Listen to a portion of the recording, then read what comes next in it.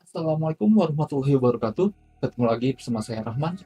Oke, baik teman-teman semua, kali ini kita akan belajar Excel lagi, melanjutkan di pertemuan yang sebelumnya. Ini masih basic juga ya. Jadi, mohon ditonton sampai video ini selesai, mungkin dari sini teman-teman bisa belajar tentang yang benar-benar dasarnya banget, yang fundamental yang perlu teman-teman tahu sebelum melakukan pengolahan data. Karena pasti akan sering menemukan permasalahan-permasalahan. Semoga dari video yang saya akan bagikan ini, teman-teman semua bisa mendapatkan, pencerahannya dan bisa dipraktikkan langsung di rumah. Oke teman-teman semua, di sini ada 4 kondisi yang saya masukkan di dalam sini, dalam penulisan di dalam Excel ini sendiri ya. Jadi secara default-nya sendiri di Excel, jika kita mengetik huruf atau kata di dalam sebuah sel, itu posisinya akan selalu di sebelah kiri. Catat itu ya. Kalau misalkan contoh, misalkan kita buat Excel kayak gitu ya. Nah, dia posisinya ada sebelah kiri. Terus kalau dia nomor atau angka, itu posisinya selalu ada di kanan. Sorry, ini ketutup. Itu posisinya selalu ada di kanan. Misalkan kita buat 25 kayak gitu ya. Oke.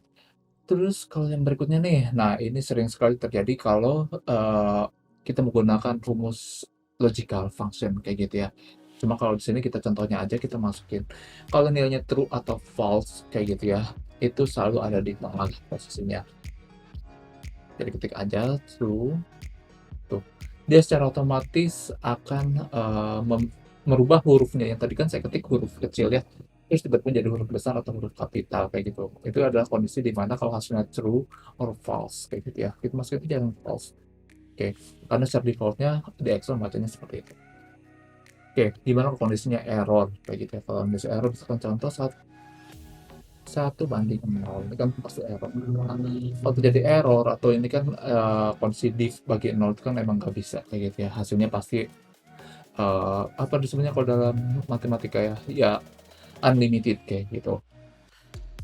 Nah, ini harus diketahui khususnya yang, penulisan huruf ataupun angka, karena ada kondisi di mana nanti teman-teman semua akan berhadapan, eee, kadang suka ketika menerima laporan nih, kalau saya di tempat kerja kadang suka menerima laporan ternyata format nomornya itu ternyata dia bukan angka sehingga tidak bisa dijumlahkan.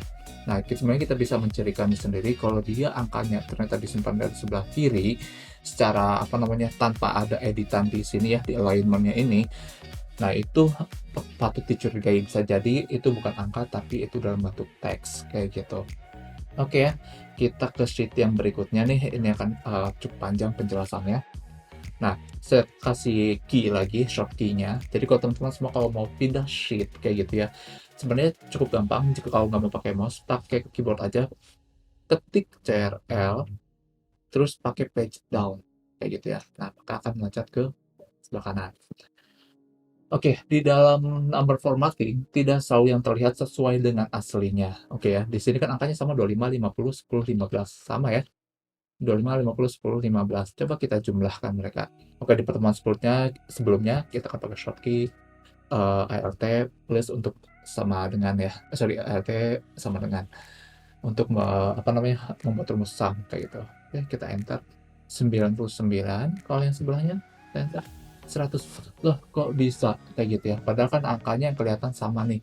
Jadi kalau kalian ketika cetak kertas kerja kalian Excel itu ternyata, lah, kok bisa berbeda, hati-hati sekali karena di Excel itu ada namanya kondisi pembulatan menurut angka. Kita harus bedah satu persatu di manakah angka yang bermasalah tersebut. Oke, sepertinya ini nggak ada masalah. Kita coba cek. Nah, di sini dia. Ini ada pembulatan yang harusnya 24,5, ini ada 49,5, 14,75 kayak gitu. Maka totalnya menjadi 99. Nah, kita harus hati-hati sekali. Terus gimana caranya kalau mau memunculkan nilai aslinya aja supaya jangan sampai rancu ya. Gampang sebenarnya, tinggal di blok aja. Terus ini ada ini kan. Nah, kita munculkan aja nih komanya kayak gitu ya. Angka di belakang komanya kita munculkan seperti itu. Nah, kalau di Indonesia kan kebanyakan pakainya koma ya kan, dan format di komputer saya pun pakainya format Indonesia. Tapi kalau teman-teman semua ternyata di settingnya adalah format luar negeri kayak gitu, biasanya pakai yang Amerika atau yang Inggris kayak gitu ya. Nah, biasanya kan mereka koma itu adalah titik ya. Jadi mohon diperhatikan juga hal-hal yang kecil seperti itu, pastikan aja tapi jangan sampai itu jadi apa, beban buat teman-teman semua ya. Jadi perbedaannya adalah koma dan titik aja. Jadi kalau di Indonesia kita pakainya koma, kalau di komputer teman-teman, biasanya angka di belakang koma itu pakai titik, ya udah titik aja, kayak gitu. Oke, nih ada Shopee lagi, kalau teman-teman semua nih mau tahu sekarang tanggal berapa misalkan, terus males klik di pojok kanan bawah ini ya, kan harusnya ngeliat 20 November sekian. Nah, teman-teman bisa langsung aja di pakai Shopee-nya CTRL plus titik koma, kayak gitu. Contohnya misalnya saya hapus, kontrol titik koma akan muncul otomatis. Ini adalah tanggal yang hari ini, kayak gitu. Oke, terus gimana? Oke, nah sebenarnya gini, dan tanggal dengan tanggal sebenarnya masih bisa kita lakukan perhitungan, apalagi kalau teman-teman semua kerja di HRD sebagai personalia, itu kan pasti harus menghitung jumlah hari kerjanya, kayak gitu ya. Nah, sebenarnya di Excel sendiri, tanggal itu, dikonversi menjadi numerik untuk bisa, menjumlahkan, kayak gitu, baik menghitung harinya, bulannya, ataupun tahunnya. Itu nanti akan bahas sedikit pertemuan lainnya yang banyak rumusnya, kayak gitu ya. Cuma di sini akan saya gambarkan sedikit aja penjelasan bahwa tanggal itu memiliki, nilai atau memiliki nilai, numerik atau angka yang bisa dijumlahkan. Contohnya misalkan nih, ini kan tanggal 20 November 2021, kita buat lagi aja, sebagai contohnya. Nah, berapakah konversi konversi angka dari 20 November 2021? Nah, ini ada Shortcut-nya yaitu pakai Ctrl Shift, terus ini ada tanda apa nih ya, kayak lambda ya, atau apa ya, kayak gitu. Pokoknya itulah. Itu ada posisi di keyboard-nya ada di pojok kiri, pojok kiri atas di bawah ESC. Kalau di keyboard saya ya, kalau di keyboard teman-teman seharusnya sama aja, kayak gitu ya. Langsung aja kita klik. Nah, ternyata dia ada nilainya nih secara numerik atau, secara matematikanya, itu ada nilai 44520. Nah, angka inilah yang sebenarnya, di dalam Excel itu terjadi, apa ya, penjumlahan, pengurangan, dan, pengoperasian, rumus rumus matematika tersebut. Jadi emang angka-angka inilah yang dilakukan hingga akhirnya terkonversi menjadikan hasil jumlahnya itu sendiri. Oke, nanti ada contohnya di bawah ya. Oke, ini kita coba juga, kita konversikan mereka ini. Kita blok, kita pakai Ctrl Shift. Nah, seperti ini. Loh, kok tanggal 1 bulan 1 1900 itu 1, kok tanggal 2, tahun 1900 itu 2, tapi kok kenapa yang 2013 jadi banyak angkanya ya? Gini gini, sebenarnya kalau udah secara default-nya sendiri di Excel itu membacanya adalah di tahun 1900 itu menjadi titik awalnya, kayak gitu ya. Dalam, apa ya, saya nggak tahu ya untuk penjelasan merubah angkanya. Cuma yang saya tahu adalah secara default-nya sendiri di Excel telah menentukan bahwa, angka 1 dalam rumus untuk menghitung hari itu dihitung dari tahun 1900 bulan 1 tanggal 1, kayak gitu. Dan berikutnya baru dihitung, baru terkonversi angka-angka berikutnya. Kayak gitu ya. Jadi ini nggak perlu sampai memusingkan kayak gitu, terlalu dipikirkan, tapi ini udah default dari Excel-nya. Yang penting yang kita tahu adalah konversi angkanya sendiri dapat berapa, itu adalah, yang, bisa kita jumlahkan untuk menghitung jumlah hari dan lain sebagainya. Oke, nah yang berikutnya, gimana cara menghitung jumlah hari kerja, kayak gitu ya. Oke, ini kita masukin jumlah hari kerja. Oh, panjang banget.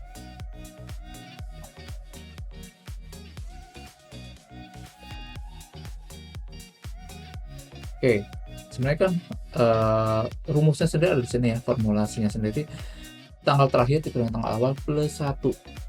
Kenapa kok ada plus 1?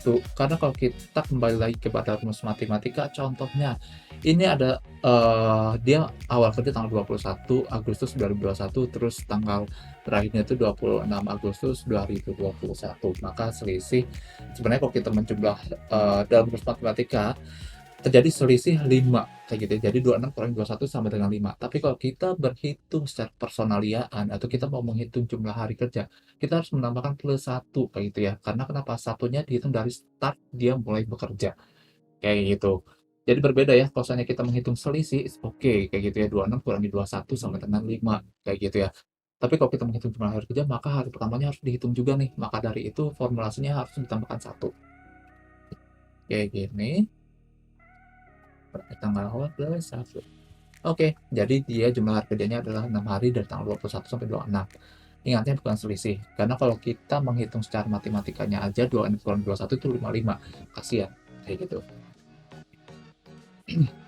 Oke, nah kalau tadi kita langsung memunculkan tanggal hari ini, shortcut-nya adalah pakai kontrol plus titik koma kayak gitu ya. Nah, kalau kita memunculkan waktu yang sekarang berjalan, itu kita bisa pakai kontrol shift titik koma, pakai tambahan shift aja, kontrol shift titik koma. Nah, oke, jadi ketahuan ya 527. Saya ngambil video ini berarti subuh kayak gitu ya, karena subuh itu lumayan hening, karena posisi rumah saya juga dekat jalan jadi agak berisik kalau dilakukan di siang hari kayak gitu ya. 527 itu adalah menunjukkan waktu yang sekarang kayak gitu. Terus gimana kalau mau dikombinasikan antara tanggal sama waktu supaya lebih komplit kayak gitu ya? Gampang sih sebenarnya. Jadi kalau sebelumnya misalkan kontrol ini, terus kontrol shift ini, kayak gitu ya. Kalau mau ditambahkan ya udah kita aja.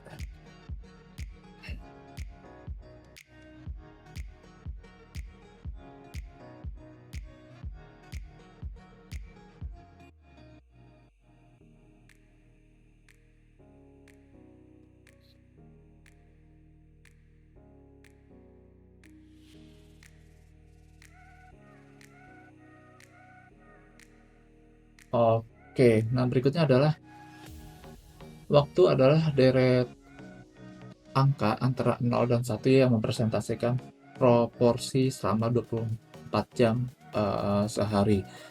Jadi kalau kita mengkonversi waktu-waktu kan ada jam 1, jam 2, jam 3 dan seterusnya kayak gitu ya. Nah, kalau kita mau konversikan jam tersebut kepada angka kayak gitu ya, sebenarnya dalam 24 jam itu ya kita bagi aja kayak gitu ya. Kalau seandainya jam 8 kayak gitu ya, berarti 8 bagi 24 kayak gitu, berarti kan sepertiganya kayak gitu. Sepertiga dari jumlah harinya itu sendiri. Oke, nah ini udah ada sebenarnya sih ini apa ya, default dari si Excel-nya itu sendiri, cara konversinya seperti apa, seperti ini. Oke, kalau jam 12-nya itu bisa pas banget 0,5 kayak gitu. Kalau kita kerja di jam 8 itu 0,3 sekian kayak gitu. 9.30 sekian kayak gitu ya. Terus gimana sih caranya untuk mengkonversi ke apa ya sebetulnya sebagai general numbering ya kayak gitu. General general number formatting maksudnya. Jadi menjadi kondisi di mana formatnya itu menjadi format umum kayak gitu. Jadi gampang aja. Jadi tinggal teman-teman sama dengan aja arahin kayak gitu ya, terus ubah di sininya nih jadi general kayak gitu, atau misalkan kalau mau cepetnya aja Ctrl Shift pakai tanda yang melengkung kayak gitu, tarik thread. Nah kalau tadi kita menghitung jumlah harinya, gimana kalau menghitung jumlah jam kerjanya dia kayak gitu. Misalkan dimulai dari jam 8 terus keluarnya jam 11.30. Ingat ya, ini kita nggak bisa langsung waktu terakhir atau jam pulang kayak gitu ya dikurangi waktu mulainya. Tuh, dia akan menjadi 3.30 AM, sorry. Jadi apa namanya? Ya gimana mungkin kalau kita menghitung durasi seorang bekerja berapa lama, terus yang muncul waktu lagi, format waktu. Kan itu aneh kayak gitu ya. Nah, caranya adalah teman-teman semua harus kita kalikan 24, hasil pengurangan tersebut kalikan 24. Supaya enggak ini, kita langsung aja kita buka pakai kayak buka kurung tutup dulu kayak gitu ya. Arahkan waktu terakhirnya, kurangi waktu pulangnya, terus dikali 24 jam. Nah, oke.